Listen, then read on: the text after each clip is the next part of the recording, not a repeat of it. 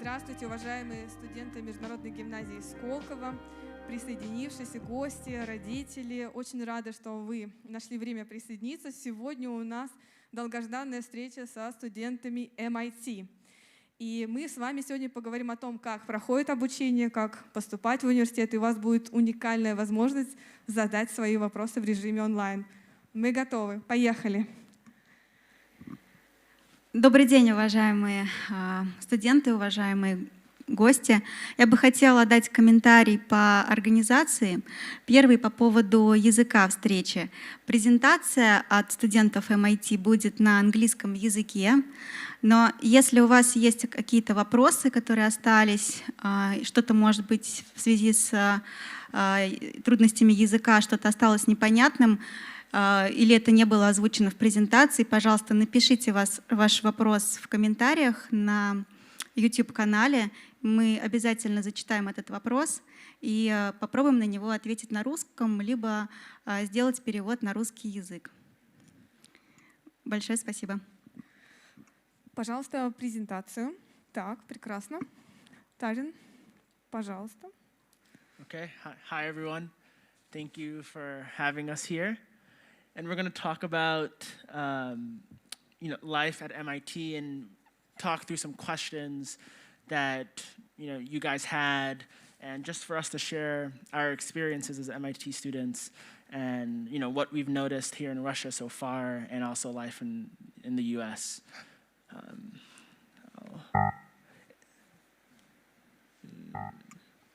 Презентацию, пожалуйста. Okay, so I guess would you like us to answer each question ourselves, or? Yes, please. Okay. So the first question we had was, how did you make your choice of university when you were in school, and what metrics were used? And I think a lot of people know this already, but we all had to take the SAT or the ACT, which are the main two tests that universities look at when accepting students into schools. And for me, it was always MIT. I knew I wanted to study computer science from when I was in high school, and MIT was one of the top schools for computer science. So I just, shot for the top school and tried to do everything I could to get into MIT. And did you send your documents to other colleges or universities? Yeah, of course. Nobody's sure that they're going to get into their top choice. So you have to, most likely send to other schools as well. And, I sent some applications to Georgia Tech, for example, another computer science, a good school for computer science, Cornell, another one.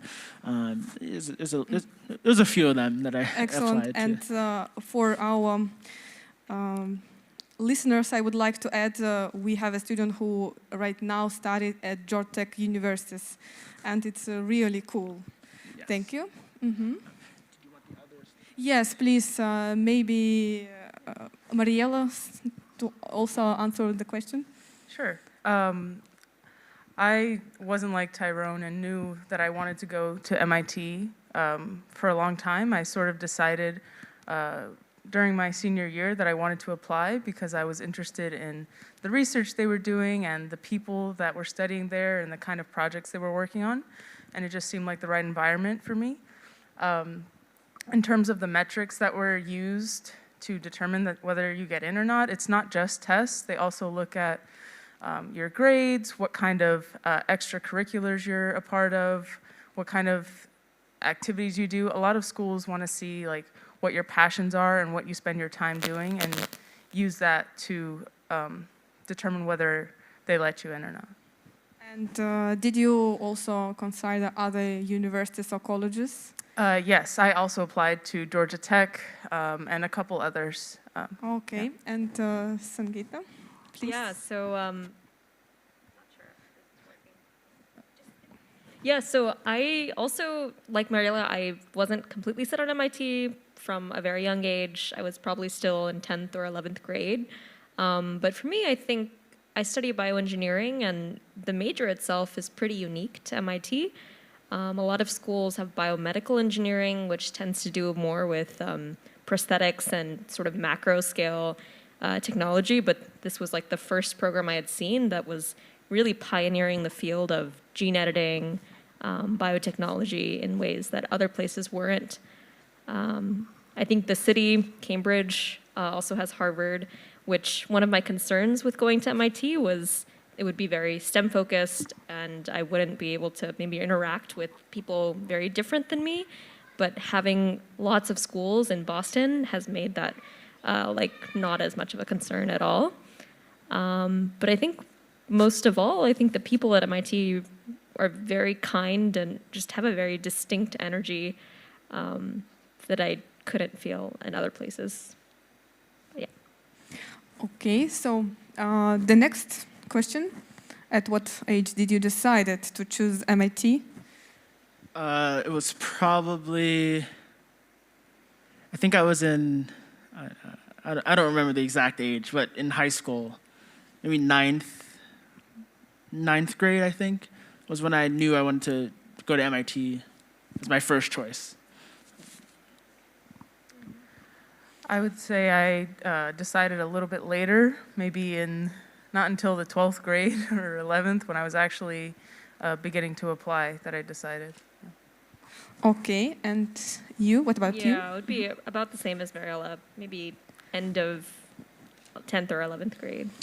Okay, and I would like to add that it's very important for international students who would like to apply to the universities abroad. The deadlines and entry requirements quite different, so it's better to know where you would like to study. In the 19th or in the beginning on 10th grade is the right decision. Ну, для тех, кто на русском языке, я просто хотела уточнить, что для выбора университетов самым оптимальным все-таки является 9 класс, ну, крайний срок от начала 10 класса. Поэтому чем раньше вы примете решение, тем будет лучше. Я, наверное, немножко переключусь на вопросы из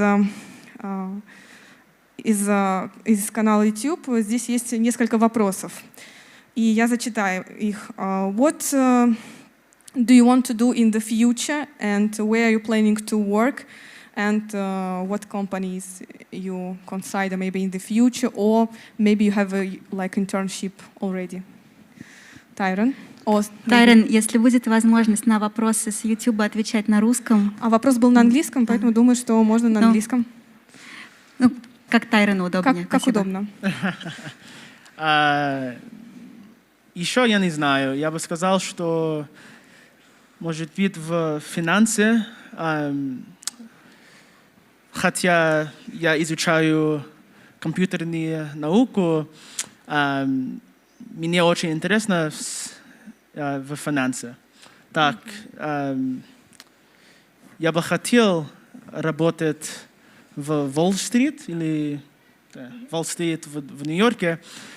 Да, не знаю где, но может быть в банке. И да. Okay, what about you, Mariela? Я хочу работать над неврологией и электротехника, и информатика. Может быть, в компании как Neuralink, это компания Илон Маск. И тоже я хочу сделать исследование об этом теме. And Sangeeta? Yeah, I currently work at an alternative meat company, so we make meat alternatives that are very similar to real meat. And I work on the R&D and food science side of things, and I think I'd like to work in the same field in the future. One more question. How difficult it is to study at MIT, and how much homework do you have, and which project are you currently working on? Конечно, это очень трудно заниматься в MIT без коллегов. Одногруппниками. Да. И, но, да, это было бы невозможно без одноклассников. Да. Okay, Mariella, if you feel that it's more comfortable in English, please feel free, okay?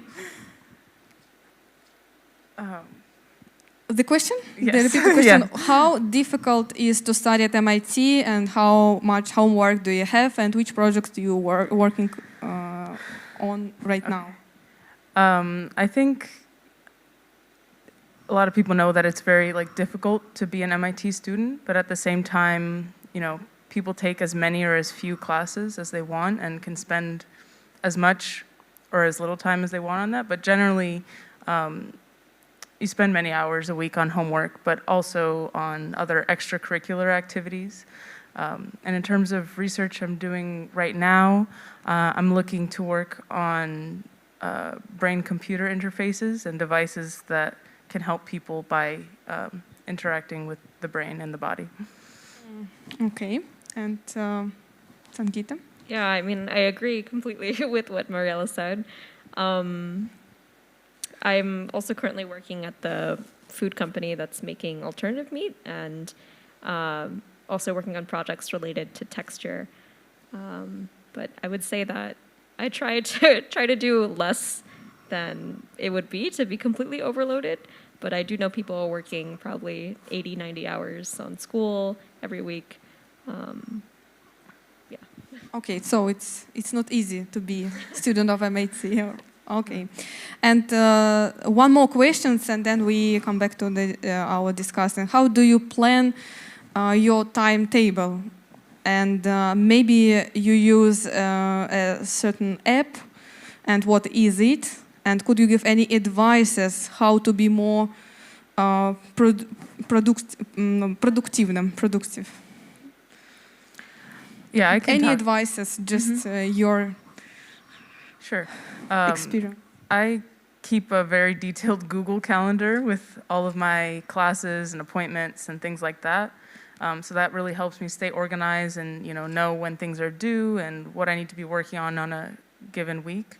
And then also I do a lot of to-do lists to keep track of all the tasks that I need to do, because it's easy to get overwhelmed with the amount of things that pop up that you need to do. So it's good to have it all in one place to kind of keep track of. Okay, so Google Calendar, right? What else? Tyron, something? Я не хороший студент задать этот вопрос, потому что я просто помнит мое расписание. То есть у вас хорошая память. Да, так. Но не следуй меня. Это не хороший способ. Это был антисовет, то есть старайтесь все-таки записывать встречи с профессорами и иные работы. Sangeeta, what about you? Yeah, and unlike Tyrone, I have a horrible memory, so I also use Google Calendar, and I make a list of things to do. Okay, so планирование очень помогает в студенческой жизни. Отлично. So we can continue. The next question. Did you have any doubts about the choice? Yeah, of course. I mean, I at least for me, I didn't apply to MIT knowing I was going to get in to MIT. That's why I applied to other schools as a cushion or as a plan B. I don't know many people who apply to MIT 100% certain that they will get into MIT. So I think you have to apply to other schools, and yeah. So of course, yeah, there were doubts. Yeah. Okay, so you had a list, the university of your dream, and some insurance choices, right? Yeah, I think people apply to some amount of schools, and they rank them by. MIT was my top school. I had other schools below, and then you apply down this list, and you hope for the top one, of course. But yeah. Okay, what about you, Mariella? Yeah, I would agree. I had a sort of similar system. Again, I wasn't 100% sure I would get in, but once I did get in, I didn't have any doubts about being there. Ever since being at MIT, I was sure I made the right choice. But yeah. Okay. Yeah, maybe I'll speak to the kind of person. I think not everybody who puts MIT at the top of their list necessarily would be a good fit for MIT. I think that's pretty nice if you can get a chance to maybe talk to people who have been there, see if you're very similar to them, because it's okay to have different interests and different personality. MIT is not the only like best school out there. There are tons and tons of programs that can be very good for you, and you'll have a great time at and learn a lot. So I encourage you to try to reach and talk to people from the school. Okay, and I would like just to add that we have like phrase "fit to the university." I don't know if it's acceptable in your life, but usually we think that it's important to find not only the university of your dream, but the university you will fit your choices, your maybe passions about the subjects and so on. Do you think it's the right, or it's better just to follow the ranking? What do you think? I think that's a good way to look at it. Like the best school for you is the one that you're going to succeed in, and that may not necessarily be like the best school for computer science. It might be the best school for, I don't know, English or some other subject that you're more passionate about. It's not just about rankings. It's about like where you're going to fit in and where you're going to be able to do the things that you enjoy in life. Yeah. Okay, excellent. So the next question about how many years you will study. I guess it's 4 or 5 years, right? And do you plan do you have any plans about the master's degree, or you have other plans? Just bachelor's for me. Okay, and what about you? After finishing up my bachelor's, I'm planning, MIT has a 5th-year program for a master's, so I'll take 1 more year and complete that. But no more school after that for me. Okay, and Sangeeta? Yeah, I think I want to work for a while first and see what skills I want to get, and decide what program if I want to go after that. Okay, so maybe we have some question from the students. Hi. I had a question about getting scholarships in MIT. So are there any scholarships, and how hard is it to get them? From my understanding, MIT doesn't give out like academic scholarships, but they do give out like need-based scholarships. So depending, if you can't afford to go to MIT, then they will give you enough money for you to go to MIT. So yes, that's. Yeah. I would just add that you can still apply to like external scholarships that you find online, and MIT will accept those. But like Tyrone said, MIT, the institution, only offers need-based scholarships. Thank you. Okay, so we move to the next questions. What faculty or specialty did you choose? I think most of our students know, but for our guests, for students who will watch our recording, please, short introduction, just Tyrone. I study computer science and minor in Russian language. Okay, and Mariela? I study electrical engineering, computer science, neuroscience, and also minor in Russian language. Okay. Sangeeta? I'm studying bioengineering and I'm minoring in design. Okay, excellent. So the next question, why did you choose your technical specialization? For me, I think I was exposed to programming. I think for me, programming was very, very interesting, and I think I like to create things, and being able to code and start from a blank sheet of paper, a blank screen, and then turn that into something that works, that does something through code, was very cool and very interesting to me. So from programming, I knew I wanted to study computer science. And did you study at the school? I mean, at the American school before MIT? Programming or? No, it was most of the programming experience was outside of school. Yeah. Okay. Marielle, what about you? Yeah, I'm really interested in making like both programming and building hardware devices, especially ones that can help people and like interact with the brain, like I said.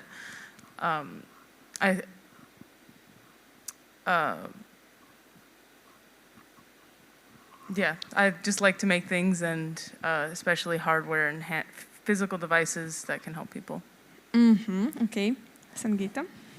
I'm really fascinated by the design of like everyday things, so food, products, and I thought that I liked the science behind it, and bioengineering had always been a field I was interested in, and then design also plays very hand in hand with that. Okay. Please, if you have any question, если у вас есть какие-то вопросы, пожалуйста, уважаемые студенты, гости, задавайте в чате, а мы двигаемся дальше. Ален, я еще хочу предложить, если в зале у кого-то есть вопросы, можете задать на русском языке. Да, пожалуйста, если... Мы к вам подойдем с микрофоном, если есть вопрос, пожалуйста. Да, достаточно поднять руку, если есть у кого-то вопросы. Пока нет вопросов, хорошо, тогда мы дальше двигаемся. What were your favorite subject at school? It's an interesting question because maybe it is connected with your specialty now, or maybe it was different. Okay, Tyron? So, yeah, I mean, for me, it was the computer science classes were my favorite. The math classes were my favorite. The math and computer science. I also liked science, like biology as well.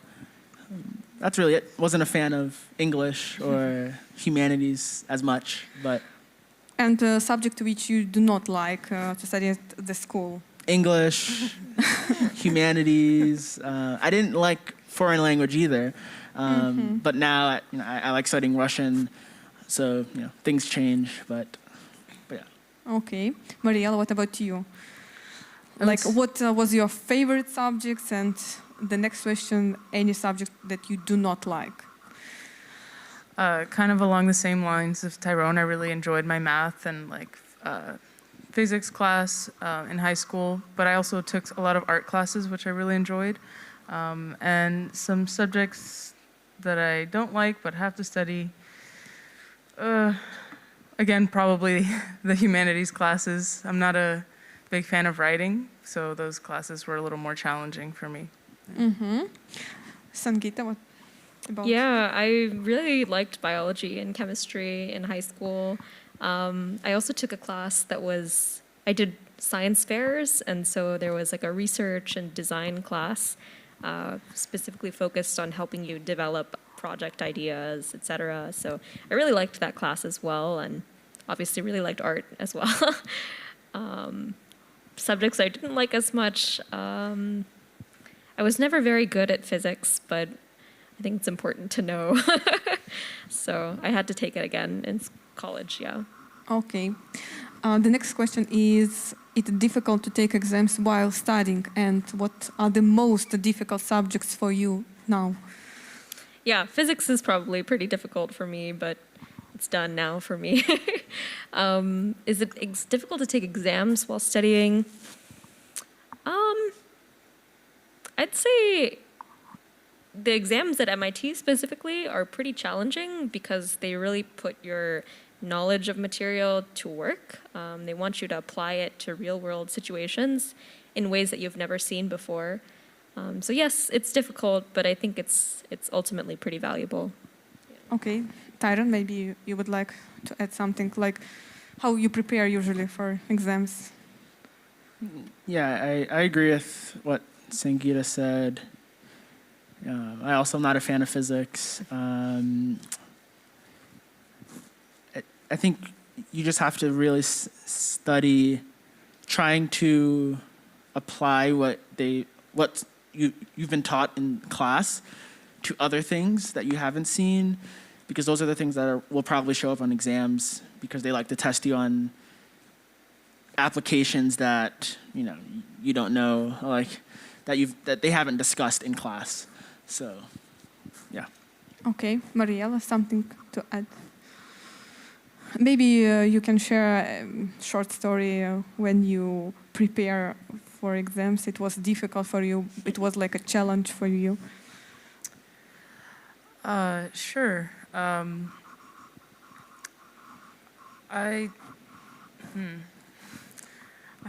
All exams are difficult. Yeah, all of course, exams so are pretty challenging. I think for me, not having had any computer science exposure before I went to MIT, that was really challenging. I struggled a lot in those classes.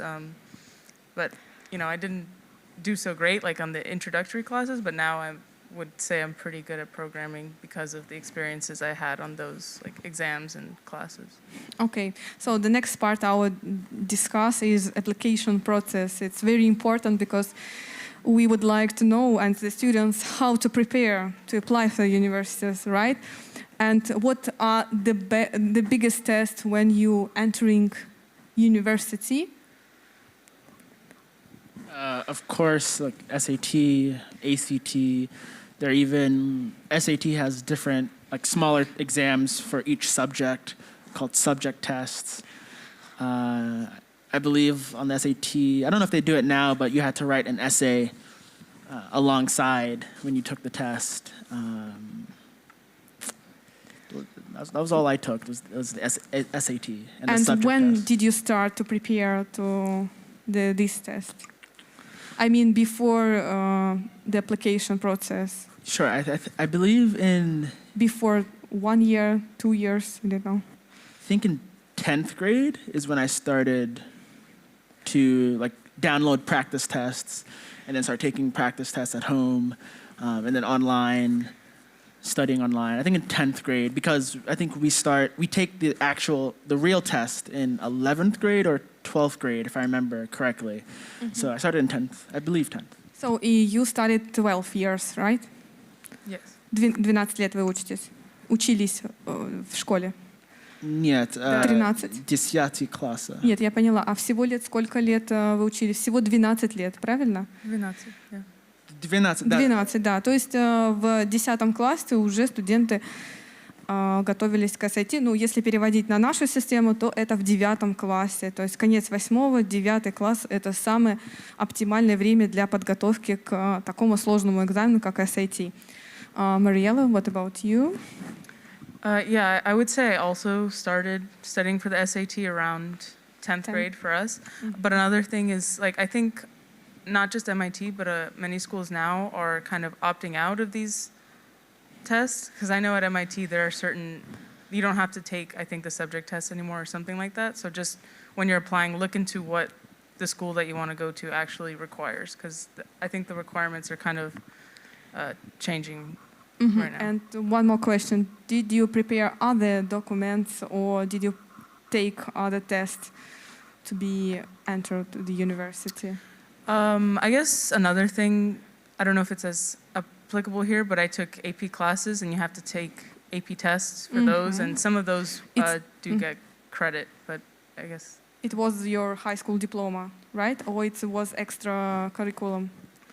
It was part of the high school curriculum. Okay. What else? Is it important to take part in volunteering projects or other projects is acceptable? Yes, like for me, I had done research at a nearby university to me, and we were almost about to publish a paper, so I think I also submitted like a draft of the paper we were going to publish.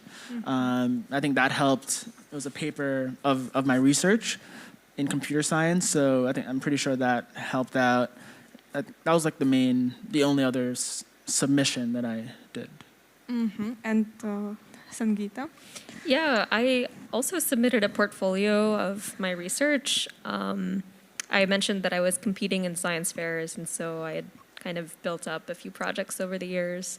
And you can sort of just attach, a paper or a poster of your work for certain disciplines. Yeah. Okay, so the next question about the tuition fee, I guess how much does education cost, and about scholarship we discussed, but I guess you studied for free or you have a scholarship. So I do not pay anything, but it's a mixture of MIT's scholarship. So they gave me a certain amount of money based on how much my family makes. And then the Okay. rest that I had to pay was covered by external or outside scholarships that I applied for outside of MIT. And it happened to cover everything. So I would like to add some information, and I think it's more relevant in Russian. Стипендии в Америке для граждан Российской Федерации, конечно же, есть. И называются они merit-based и, соответственно, need-based. По финансовой нужде, если так можно сказать, и за академические успехи. И на обе эти стипендиальные программы, их, в принципе, много при университете, либо при правительстве страны можно подаваться, но для этого обязательно нужно подтверждающие документы. Соответственно, в плане merit-based это ваши академические успехи, высокие оценки, и need-based это финансовые документы с соответствующим заполнением форм. Поэтому, да, возможно, но именно в ваших силах, силах подать эту заявку и фактически, да, получить стипендию зависит только от вас. И важно понимать, что приемная кампания для международных студентов, for international students, отличается от приемной кампании студентов, которые являются, соответственно, гражданами Америки. Поэтому тоже нужно обращать на это внимание. Marielle, what about you? Do you study for free or you also have scholarships? I also have some need-based scholarships, but I did have to take out some student loans in order to cover the rest that scholarships didn't cover. It's a mix of like federal loans and private loans. Okay. Sangeeta, what about you? Yeah, so right before I started, I was applying to a bunch of like smaller private scholarships to help cover, and then I'm also taking out student loans.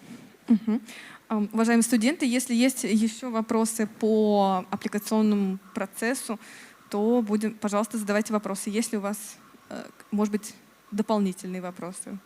Пока нет, хорошо, тогда мы движемся дальше. Следующие вопросы. How to combine intense study with your hobbies and personal life?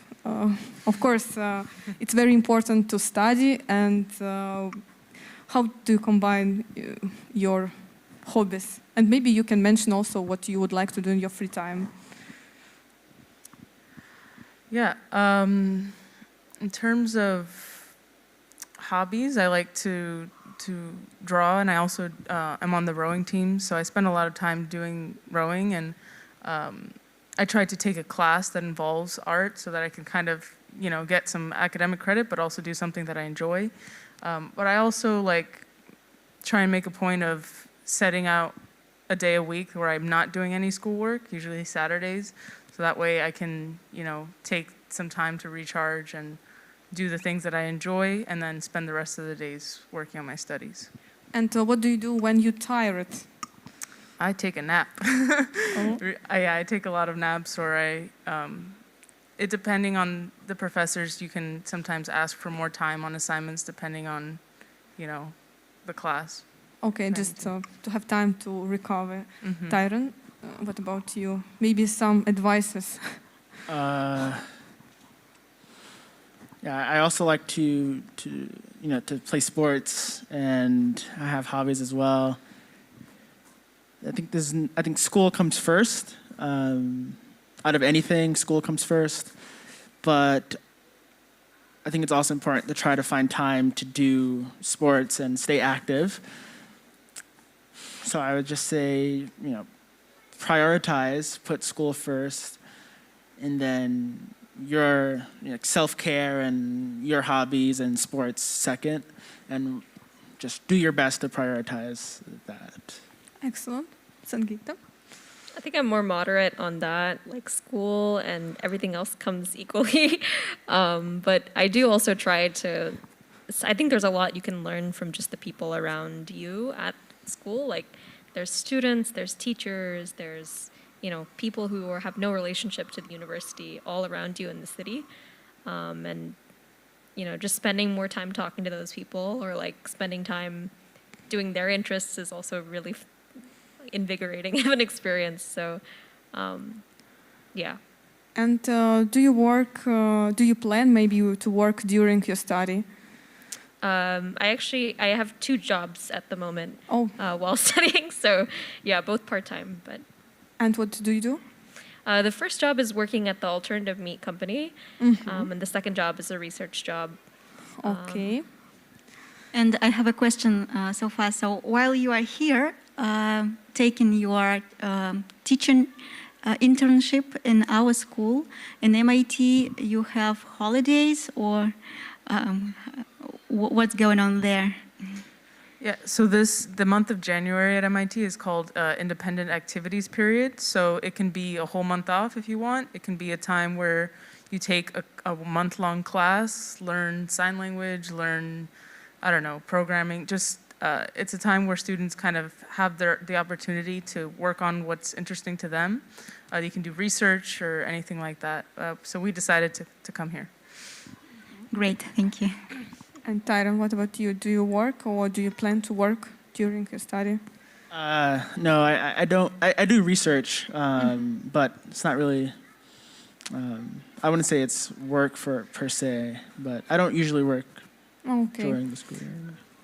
Для граждан Российской Федерации можно работать до 20 часов в неделю и 40 часов каникулярно, но, безусловно, все-таки учеба является приоритетом. Поэтому будьте внимательны. Если планируете искать работу, то, конечно же, нужно расставлять приоритеты. Это небольшой комментарий от меня. Следующий вопрос. Do you live with your parents or in dormitory, on campus? On campus. On campus. Yes, I also live on campus. Yes. And what do you have on your campus? Could you explain what does it mean? Because I think we have 2 types of campus in Moscow, but if you could give some details, it will be useful for the future students. So MIT has, I think, 10 dorms where the students tend to live. All first years have to live in dorms, and then there are also many like apartments nearby where lots of MIT students live and then commute to campus. On campus, we have like a lot of facilities such as a gym and like a food court, things like that, and then all the academic buildings as well. And do you have a neighbor or you live single? How it works? It varies. Personally, I have my own room, but a lot of people have roommates. Roommates, okay. Tyron, do you have roommate? Я живу в квартире рядом с кампусом, так. Думаю, что я живу с 3 соседями. С 3 соседями. Да. Okay. Сангита? Yeah, I live in a dorm on the campus. I have my own room, but my first year I lived with 3 people in one room. And do you think it's better to live on campus or in flat? I mean, it's better to know your classmates, to join other maybe events, or what do you think? Yeah, I think that maybe MIT chooses to make the first year living on campus a requirement because you can really get to know the community in a way that you may not get to if you live out of the campus. So I think it's nice to kind of meet people who are also doing the same school things as you and in a different context in the dorm. Okay, and do you have any advices for high school students? Like 3 top advices? What do you think? Maybe. Yeah. One of my top advice would be to explore your passions and find out what you're really excited about and interested in and, look into it, research it. Yeah, and spend time just knowing what you're passionate about, and then that'll help you. A lot of schools look for that in terms of admissions. Okay, Tyron, what do you think could be useful for the future students, MIT?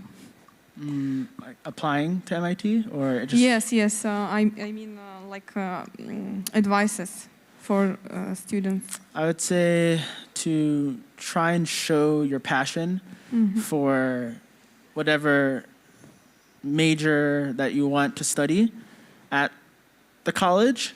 So communicating somehow that you're very passionate about the thing it is that you're passionate about, and then when you come to the school, that you will fit in. You'll fit in at the school with this passion in a very nice way, or in some sense. At least for me, I think I had said on my application that I wanted to study computer science. I was very interested in playing chess, so I wanted to join the chess club at MIT.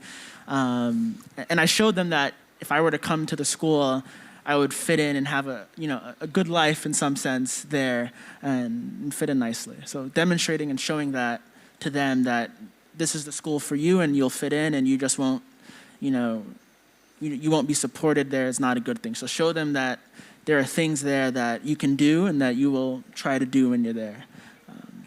И я хотела бы тоже от себя добавить для студентов гимназии. У вас, безусловно, уникальные, просто безграничные ресурсы для того, чтобы найти те ваши интересы, которые, безусловно, помогут в будущем разобраться, какую специальность пойти, в какой университет поступить. Поэтому, пожалуйста, обязательно участвуйте во всех наших событиях. Это поможет вам. Ну и, конечно же, внешкольные мероприятия — это тоже интересные такие события, которые позволяют вам раскрыться с точки зрения каких-то персоналей, обрести новые навыки.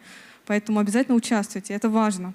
Сангита? Yeah, if I can just add on one thing, I know it can seem like it's pretty hard to get a sense of what the community is like at MIT living here, but there is a blog, an admissions blog, MIT admissions blog, and they just have a group of students who are dedicated to writing, blog posts about what their life is like on campus and how they find MIT. And I think for me that was a really good resource to know kind of what the community was like, and if it was a community I would be happy in. So I would recommend reading that. Okay, thank you very much. So we do not have any questions online, and maybe students have extra questions. Please, feel free. Do you have any questions? No? I have a question Okay. That I received from students of 11th IB. I wanted to ask, it is an interesting question. They said, что общего в обучении в гимназии с обучением в MIT? Вы заметили за время практики здесь? What do you think? Так что одинаково между Common, yes. похоже? What's in common of education in our school and in MIT University? What you have noticed during your internship here? I would say I've spent a lot of time teaching computer science, and there's this focus on having the students research the answers themselves. And I think that's a big thing at MIT, where a lot of times professors they just won't give you the answer. You oftentimes have to seek out the answer on the internet, and it's not expected for you to just ask for the answer and give up. At least here I've seen the same thing where teachers will give students questions and have the students find the answers through textbooks or online, and then they discuss how they found the answer and whether or not the answer is correct or not. I think it's a very similar way MIT structures gathering solutions. Okay. Может быть, еще Mariela. Mariela, can you also comment? Sure. I think another thing that I've noticed is like the focus on hands-on learning and kind of finding applications to the things that you've just spent, however much time learning about. Because in both cases, it really reinforces the material that you've learned, and I've found it very effective at MIT, and I think it's also been very effective here. Thank you. Sangita. Yeah, if I can just add, another part of it is we've been really fortunate to make friends with some of you guys, and you really seem to like support each other, and I think that's a big part of MIT is having people around you who care about you and want you to succeed. So yeah, it's been really nice to get to know all of you. Okay, thank you. And I have one more question. I'm really interested in how is the distant learning arranged in MIT? Like what tools are used for teaching during the pandemic? How has the education process changed? If you can just comment on that. MIT uses like a website called Canvas for all the like lessons and homework when teachers post what assignments to do. But what I've seen here, the teams, I think even better. It's the video conferencing and the assignments is all integrated into one place. I think that was really convenient for teachers. It seems like, especially when some students were online, it was very easy to just have the video on and then also share files and documents. So that was pretty good. MIT uses Zoom, and then it's separated out. The video conferencing is separated out. So I think the way you guys do it with Teams is even better. Another thing MIT did to help with distance learning was give all the students iPads, and that kind of made sure everybody had the resources they need at home to, succeed and keep up with their classes. So it has really good like note-taking software called Notability that a lot of teachers even use to like demonstrate their lessons. Yeah, and I think also there's a lot of flexibility that came with scheduling that was nicer during the pandemic. So for example, teachers would be maybe not teaching the lecture sometimes and then having a long period for office hours. So you can meet with the teacher if you have any questions or concerns. Okay, thank you. So I think we can move to the next part. Tyron, please. Yes, so we have, I think, 2 or 3 slides just about different things that come, outside of school and just general things. And one of the slides is value of education. We think education, is a lifelong process. It's not just a school thing. Like you just learn in school, and then when you leave school, that's it. You never learn again. It's definitely a life journey of learning. It's a lot of the things that you learn in school is about problem solving, being able to find solutions to questions you don't know, and that's not just in school. You'll do that in life, outside of school, and these are some points that we thought demonstrate just how education, curiosity. Everybody is curious about different things, and pursuing that curiosity, asking questions about the thing you're curious about, leads to so many, beautiful moments in life where you want to study something, or you want to create something, or be an artist because you just like creating art. I think you can add something if. Yeah, I think you covered it pretty well. Just one thing we also said is that like another thing that you get from your education is it can lead to success in life because you have pursued your curiosities and put in the effort towards learning and expanding your knowledge. Okay, and the next slide is life beyond school. So this is even for us outside of our classes, outside of exams, what do we do? And I think for me, reading is a big thing. where, because school will be over at some point. You'll study high school for 4 years, and then, or 3 years here, then college for 4 years, 4 or 5 years, and then, what's after that. And for me, it's always been, if I want to learn about something, I just pick up a book about that thing and just read it, and then, that's my education for that class or for that subject or topic. And having hobbies, remaining active, treating yourself, taking care of yourself is another big thing that you may not do because you're studying so hard. And some other thing, relationships. Oh, I wrote this one where I think relationships is huge. And it's not about just being the smartest person in the room. In life, you can't move or go anywhere without someone else. Like, life is not a lonely journey. You don't do things alone. You need other people. So being able to, build relationships, have friends, have people who will be there for you when things get hard, when life gets hard. People you can lean on is very important.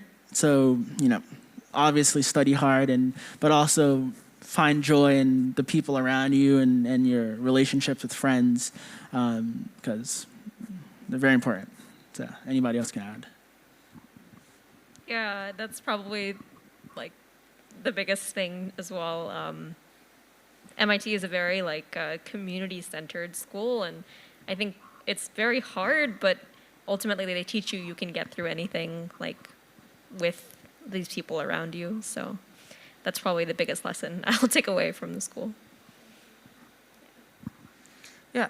One more thing I would add about that is it's important to use your brain in different ways, because you're gonna get tired of just thinking about how to do calculus all the time or how to do math and science all the time. And it's important to find different ways to engage, like Tyrone does with reading or meditation, and just taking care of yourself. Find whatever brings you joy and taking the time to do that, because if you don't do that, it's much more difficult to be successful in other aspects of your life, such as your education. And then I think this is our last slide, is life. Oh, one more? One more. Just one more, but this is about life in the U.S. And some things that came up to us when we were coming up with the slide was politics. Politics, I think, always comes up in the U.S., whether it's over dinner or you're with your friends, you're talking about politics. It's just a big part of the discourse in the U.S. for some reason. Work is a big thing, 9 to 5. Everyone's working in the U.S. Sports is huge, like basketball, football. Soccer in the U.S. and just a bunch of sports. I think sports is a very big thing in the U.S. and people can add. Diversity comes up. The U.S. is, people from all over the world live in the U.S.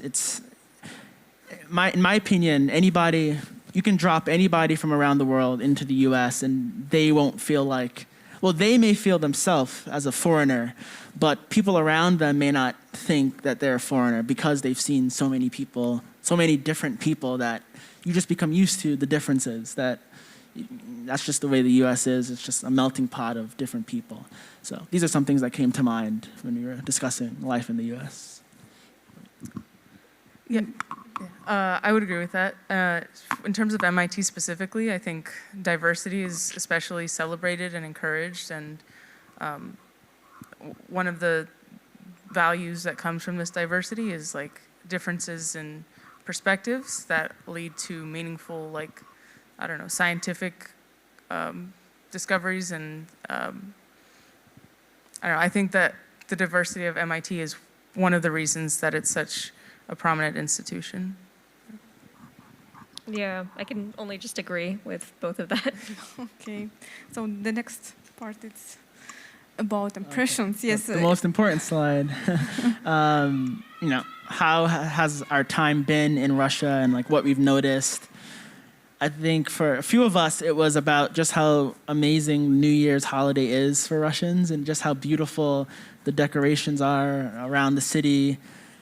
For me, it was just incredible to see just how serious and just what a joyful time this period is for Russians and across Russia. It's the first time. My right? first time, I think Oh. all of our first times in Russia, if I'm not mistaken. Does people want to go for? Yeah, in addition to like the beautiful architecture, we also all felt like very welcome by everyone here, including the staff here, the students, even just like random people on the street would help us, when we look like lost tourists. Yeah. Yeah, it's been super great to sort of be opened up and meet your culture, meet your personalities, and I think we're just very grateful to have found a community as nice and as welcoming as this one and many others. Okay, thank you. Hope you will enjoy. You will stay with us one more week, right? I hope.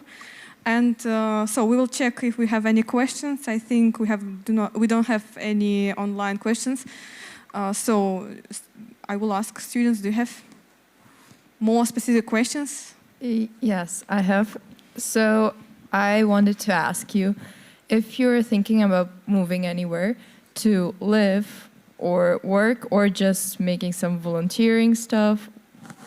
Any ideas? After? After, just graduation. at some point.